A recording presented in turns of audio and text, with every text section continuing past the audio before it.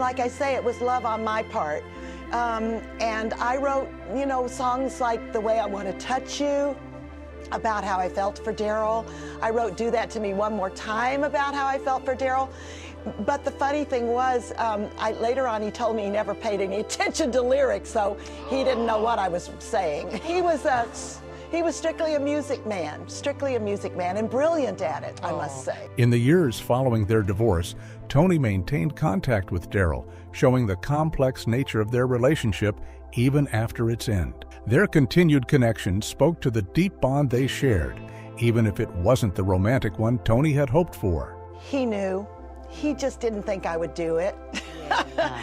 And I'm not sure really how devastated he was, because, you know, he's fine now. I talk to him about every week or 10 days, and he has people that are doing the things for him that I used to do.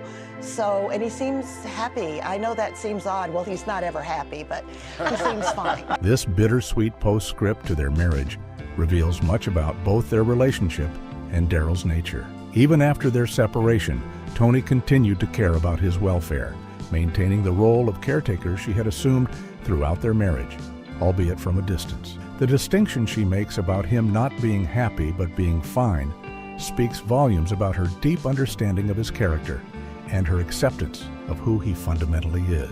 Today, looking back on their 39-year marriage, Tony finds a measure of peace. No, I don't. And the happiness was the joy of the music. And like I say, that was the one thing that Daryl and I had together that was wonderful. In other words, I knew that he thought I was a great singer, and he thought I was a wonderful songwriter, and that was how I could win his approval, even though I could never get the romantic love that I wanted from him because he simply couldn't do it.